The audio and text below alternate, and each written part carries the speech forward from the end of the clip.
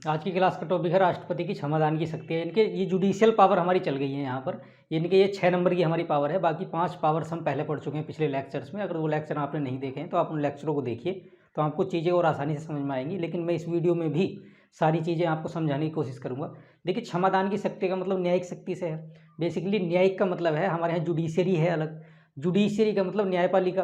तो न्यायपालिका को ही तमाम तरह के केस सोल्व करने के लिए या फिर तमाम तरह के जो विवादों का निपटारे के लिए उसका अधिकार दिया गया है। राष्ट्रपति को जो है हमारे यहाँ जो हमारा पार्ट है, यानी कि विधायिका है, कार्यपालिका, न्यायपालिका, तो हर क्षेत्र में उसको शक्तियाँ दी गई हैं। बेसिकली विधायिका का भी वो पार्ट है, उसमें भी वो कानून में सहयोग कर रहा है। कार्यपालिका का तो वो चीफ है ही, उसके बावजूद न्यायपालिका में भी उसका रोल है कि वो किस तरह से किसी व्यक्ति को सज़ा माफ़ कर सकता है या सज़ा में थोड़ा कम सज़ा को कम कर सकता है। तो हम देखेंगे आज कि भी किस किस तरह से राष्ट्रपति का रोल है क्षमादान की शक्ति में। क्षमादान का मतलब है किसी को माफ़ कर देना। ठीक, अगर आप इनको देखेंगे तो ये आर्टिकल नंबर आप 72 देख सकते हैं। ठीक है, कि भी संविधान के आर्टिकल 72 में राष्ट्रपति की क्षमादान की शक्तियों का जिक्र किया गया है। ठीक, देखो बेसिकली राष्ट्रपति कब कब क्षमा कर सकता है किसी व्यक्ति को। देखिए, पहली कंडीशन देख लीजिए, 3 कंडीशन ऐसी हैं जिनमें क्षमा कर सकता है राष्ट्रपति। मतलब राष्ट्रपति को क्षमा करने का मतलब ये नहीं है कि बिल्कुल माफ़ कर दिया, कि शक्ति में जो है कम, मतलब जो उनकी सज़ा है उसमें कमी कर सकता है। देखिए, पहली कंडीशन क्या है? पहली कंडीशन तो यह है कि उसने संघ की विधि का उल्लंघन किया हो। देखिए, किसी व्यक्ति को यानी कि संघ की विधि द्वारा दंडित किया गया हो, यानी कि जो हमारी जो पार्लियामेंट है उसने कानून बनाया हो, उसके तहत किसी व्यक्ति को दंडित किया गया है, उसको सज़ा मिली है, तो इस केस में राष्ट्रपति को अधिकार है कि वो उसकी सज़ा को कम करे, जैसे भी करेगा वो आगे देखेंगे। दूसरा, यदि सैन्य न्यायालय, सैन्य न्यायालय का मतलब जो हमारे पास जो मिलिट्री कोर्ट है उसके द्वारा किसी व्यक्ति को दंडित किया गया, व्यक्ति का मतलब किसी सैनिक को दंडित किया गया है तो। ठीक, और दूसरा है मृत्युदंड के संदर्भ में, कि भी मृत्युदंड अगर किसी व्यक्ति को दिया गया है तो उसके संदर्भ में राष्ट्रपति को अधिकार है कि भी उसके मृत्युदंड को कम करे या फिर माफ़ करे, जैसे भी करे वो आगे देखेंगे। ठीक है, तो ये 3 कंडीशन हो सकती है, या तो केंद्र की विधि का उल्लंघन किया हो, उसमें दंडित किया गया हो किसी व्यक्ति को, या फिर किसी व्यक्ति ने सेना के न्यायालय द्वारा दंड प्राप्त किया है, यानी कि सेना के न्यायालय ने उसको जो है दंड दिया है। ठीक है, और या फिर उसको मतलब डेथ पेनल्टी, यानी कि जो हमारे पास मृत्युदंड, ठीक है, मृत्युदंड दिया गया है, तो उस संदर्भ में राष्ट्रपति को शक्ति है। ठीक है, देखो एक एक चीज़ हम देखते हैं। बेसिकली जब राष्ट्रपति क्या करता है कि राष्ट्रपति किसी व्यक्ति के दंड को कम करता है, किसी की पनिशमेंट को कम करता है, तो वो 5 प्रकार से कर सकता है। उसको 5 टाइप उसके दिए गए हैं, ये 5 प्रकार से उसका वर्गीकरण किया गया है। वो कौन कौन से हैं देखिए, इनका जिक्र किया गया है 72 के क्लोज फर्स्ट में, यानी कि संविधान के अनुच्छेद 72 के क्लोज 1 में इसका जिक्र किया गया है कि कौन कौन से हो सकते। देखिए, पहला एक होता है उसको शक्ति लघुकरण की, बहुत इंपॉर्टेंट है भाई, ध्यान से कंसेप्ट समझा देंगे। कोम्यूटेशन या कोम्यूट बोल दो आप। देखिए, लघुकरण में राष्ट्रपति क्या करता है, लघुकरण में राष्ट्रपति क्या करता है कि नेचर चेंज करता है, प्रकृति, इसको चेंज करता है वो, लेकिन जो दंड की हमारे पास मात्रा है ना, टाइम है, उसको चेंज नहीं करता, यानी कि दंड की मात्रा या अवधि। देखिए, दंड की मात्रा, अवधि या समय को वो चेंज नहीं करता। जैसे मान लीजिए वो किसी व्यक्ति को क्या है कि किसी व्यक्ति को कठोर कारावास दी गई है भाई,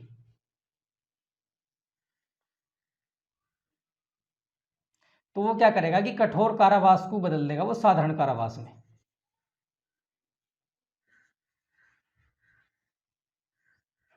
ठीक है, भी कोई व्यक्ति गया, उसको कठोर कारावास दी गई। कठोर कारावास का मतलब होता है कि उस व्यक्ति से जेल में सजा के साथ साथ कठोर कार्य भी कराया जाएगा, उसको हम बोलते हैं कठोर कारावास। साधारण में साधारण कारावास, यानी कि नॉर्मली वर्क उससे जेल के अंदर कराया जा सकता है, तो उसको साधारण कारावास हम बोलते हैं। देखिए, किसी व्यक्ति को कठोर कारावास मिल गया तो राष्ट्रपति क्या करेगा कि उसने प्रकृति, यानी कि उसका जो प्रकृति, उसकी नेचर बदल दी, यानी कि उसने कठोर को सीधे क्या कर दिया कि साधारण कर दिया, कारावास कारावास ही रहा, लेकिन उसने टाइम चेंज नहीं किया। ठीक है, जैसे मान लीजिए किसी व्यक्ति को 10 साल की कठोर कारावास मिली, तो उसने 10 साल ही रहने दिया कि भी ठीक है 10 साल की तुम्हें सजा रहने देंगे, टाइम नहीं बदलेंगे तुम्हारा। हम सिर्फ क्या बदलेंगे कि उसकी प्रकृति बदलेंगे। चलो भाई ठीक है, कठोर से तुम्हारी कारावास को हमने जो है साधारण कारावास कर दिया। या एक कंडीशन और हो सकती है, मान लीजिए वो क्या करेगा कि मृत्युदंड है, मृत्युदंड को बदल देगा वो आजीवन कारावास में। लाइफ इम्प्रिजनमेंट, देखिए डेथ पेनल्टी किसी व्यक्ति को मिल गई, उसे मृत्युदंड मिला, तो उसको उसने आजीवन कारावास में बदल दिया कि भाई ठीक है तुम्हारा मृत्युदंड हम कैंसिल करते हैं, तुम आजीवन कारावास, यानी कि पूरी जिंदगी आपको जेल में रहना होगा। तो इसका मतलब ये है, देखिए उन्होंने जो है ना मृत्युदंड से आजीवन कारावास में कर दिया, यानी कि नेचर बदल दी, कि भी मृत्युदंड था उसकी प्रकृति कुछ और थी, आजीवन कारावास में कर दिया। ठीक, तो आप समझेंगे कि भी मात्रा नहीं बदली जाएगी, यानी कि सजा का जो समय है वो कम नहीं होगा। ऐसा नहीं कि 10 साल से 5 साल कर दी, तो वो इस वाले मतलब इस वाले जो माफ़ करने की प्रक्रिया है उसके अंदर नहीं आएगा। दूसरा आप देख लीजिए, अब दूसरा भी इसका ही प्रकार है। देखिए मैं इसे दूसरे को भी यहीं समझा देता हूं आपको। दूसरा हमारे पास है परिहार, इसको हम बोलते हैं रेमिशन। इसमें भी दो तरीके से, इसमें क्या करेगा, इसमें वो नेचर नहीं बदलेगा, इनकी प्रकृति नहीं बदलेगा। वो क्या करेगा कि भी ठीक है सजा की जो है प्रकृति नहीं बदलेगा, लेकिन वो टाइम बदल देगा। प्रेसिडेंट क्या है, प्रेसिडेंट को अधिकार है, कोई व्यक्ति गया भी ठीक है हमारी सज़ा कम कीजिए राष्ट्रपति महोदय, न्यायालय ने हमको ये सज़ा दी है, तो फिर क्या होगा कि वो क्या करेगा कि नेचर बदल देगा। नेचर का मतलब क्या, नेचर नहीं बदलेगा, सॉरी, नेचर का मतलब है कि कठोर कारावास को जो है ना वो साधारण कारावास नहीं करेगा, ये नहीं करेगा। वो क्या करेगा कि टाइम बदल देगा। जैसे मान लीजिए 10 साल की सज़ा है किसी व्यक्ति को, 10 साल है ठीक है, और 10 साल में भी उसको क्या है, 10 साल में भी उसको कठोर कारावास है। ये क्या करेगा कि भाई उसको कठोर ही कारावास रहने देगा, लेकिन वो 10 साल से 5 साल कर देगा।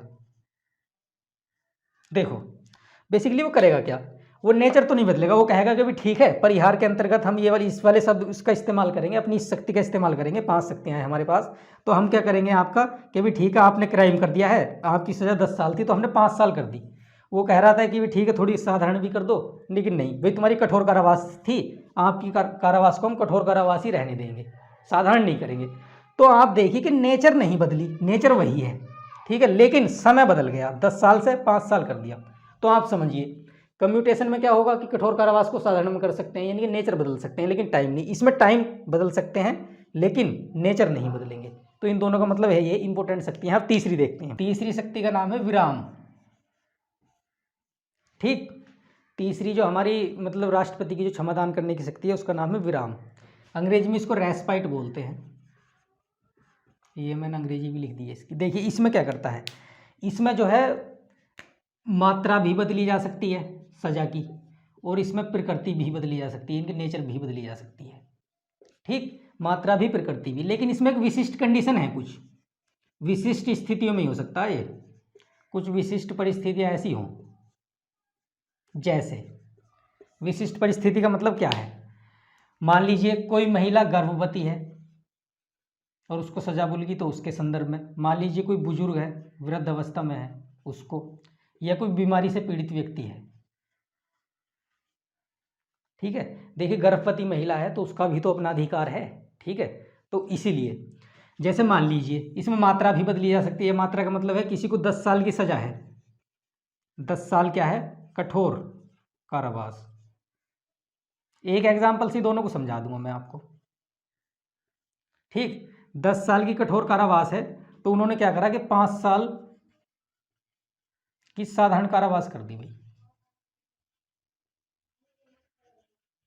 ठीक, देखिए विशिष्ट स्थिति, महिला अगर गर्भवती है, कोई बुजुर्ग है, बीमारी है, और भी कोई कंडीशन हो सकती है। तो देखिए 10 साल की सजा थी तो 5 साल की कर दी, टाइम भी बदल दिया। कठोर कारावास थी, साधारण कारावास कर दिया। तो इसका मतलब ये है कि कोई व्यक्ति साधारण स्थिति में है तो वो क्या करेगा कि मतलब उसको उसकी सज़ा की मात्रा, सज़ा की प्रकृति को भी बदल सकता है राष्ट्रपति, क्योंकि कई उस व्यक्ति के भी अधिकार है। तो गर्भवती महिला की भी इस तरह से ही वहाँ पर देख रेख होगी जिस तरह की उसको चाहिए, तो ये उनका अधिकार है और उनको मिलना भी चाहिए। तो इस तरह से अगर विशिष्ट कंडीशन है तो वो ऐसा कर सकता है। अब देखिए चौथी शक्ति क्या है, देखिए चौथी शक्ति रेस्प्राइव प्रविलंबन। इसका मतलब क्या है कि भाई ठीक है राष्ट्रपति क्या करता है, अस्थायी रोक लगा देता है सजा पर, इनकी स्टे लगा देता है। अस्थायी रोक का मतलब है कि भी ठीक है राष्ट्रपति किसी जरूरी काम में है, या राष्ट्रपति सोच रहे हैं कि भी ठीक है हम इसकी जो इसकी जो कानूनी प्रक्रिया इसकी चली है इस व्यक्ति को सज़ा देने की, तो हम उस पर चर्चा करेंगे। जैसे कोर्ट ने कहा कि राष्ट्रपति महोदय हम तो इसको जो है मतलब टांगने वाले हैं, यानी कि इसको जो है फांसी देने वाले हैं। तो राष्ट्रपति कहेगा ठीक है कोई दिक्कत नहीं, जैसे मान लीजिए आज 20 तारीख है, 25 तारीख को फांसी लगनी है, तो राष्ट्रपति कहेगा कि ठीक है इसने जो है मर्सी अपील की है, तो हम क्या करेंगे फिलहाल इसकी फांसी आप टाल दो, उसके बाद देखते हैं क्या होता है। ठीक है, तो अस्थायी रोक एक तरह से स्टे लग जाता है इस पर। तो ये स्टे वाला मामला है कि अभी कोर्ट के निर्णय पर स्टे लगा दिया राष्ट्रपति ने, और बाकी जैसे ही स्टे लगाया तो उसकी फांसी टल गई। उसके बाद राष्ट्रपति जैसे ही उस पर निर्णय देंगे तो उसके बाद कोर्ट जो है उस पर निर्णय करेगा फांसी देने की। तो एक तरह से जब राष्ट्रपति निर्णय की प्रक्रिया में होता है तो तब जाके उसकी फांसी को या फिर दूसरी सजा को अस्थायी रूप से रोक देते हैं। उन्होंने माफ़ नहीं किया या फिर कोई निर्णय नहीं लिया, फिलहाल रोक दी। ठीक है नहीं, जैसे अभी मान लीजिए हमारे यहाँ क्या है कि एक उदाहरण के रूप में आपको मैं बताऊँ कि उत्तर प्रदेश राज्य के एक अमरोहा जिले की बावनखेड़ी एक गांव है, तो उसमें एक महिला ने एक अपने प्रेमी के साथ अपने परिवार का कत्ल किया, तो उसके संबंध में उसको जो है कोर्ट ने डेथ पेनल्टी दी, फांसी की सज़ा दी। तो उसने क्या किया कि राष्ट्रपति के यहाँ मर्सी अपील की, तो राष्ट्रपति ने क्या किया कि ये वाला रेस प्राइवे यानी कि प्रेविलंबन का इस्तेमाल किया और उसकी फांसी पर अस्थायी रोक लगा दी है। फिलहाल उसकी फांसी पर अस्थायी रोक है, तब तक ये निर्णय नहीं जाता तब उसको फांसी नहीं लगेगी। तो आप ध्यान रखिए, एक उदाहरण के जरिए आप समझ सकते हैं। ऐसे बहुत से केस होते रहते हैं समय समय पर और उसको समझ सकते हैं। ये तो मैंने एक उदाहरण दे दिया जो मेरी जानकारी में था, बाकी सभी को पता है इस उदाहरण का। देखिए 5वां, एक लास्ट वाली शक्ति है क्षमा, जो सबसे महत्वपूर्ण है, पार्डन। ठीक, देखिए क्षमा का मतलब है कि राष्ट्रपति भाई किसी भी केस में पूर्णतः माफ कर देता है।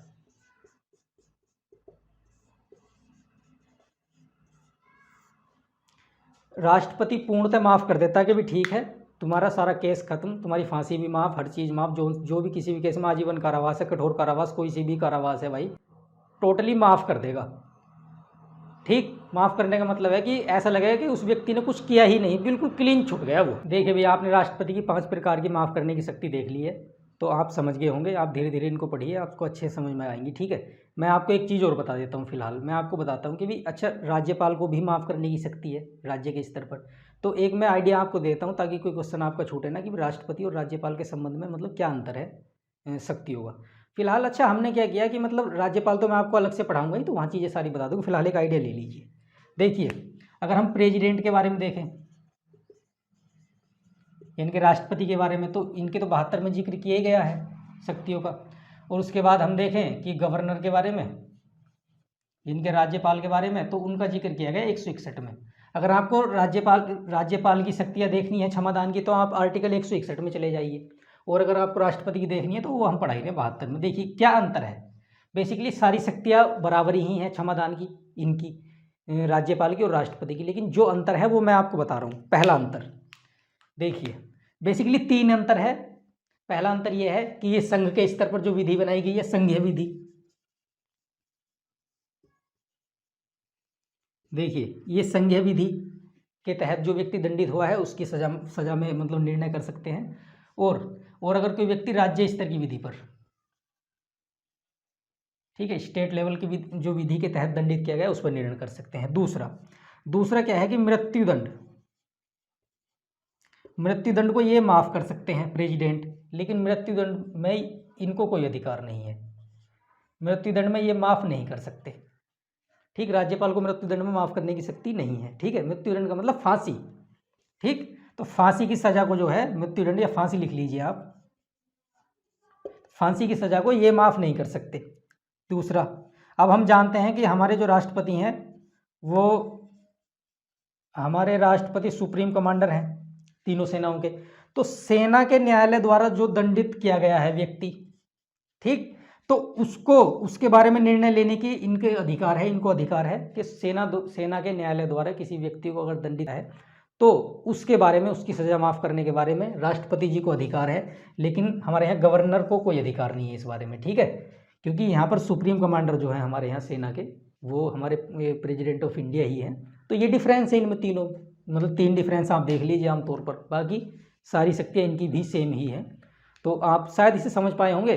तो ठीक है, आज की क्लास हम समाप्त करते हैं, मुलाकात होगी नेक्स्ट क्लास के साथ। तब तक आप पढ़ते रहिए और देखते रहिए हमारी क्लासेस। Thank you.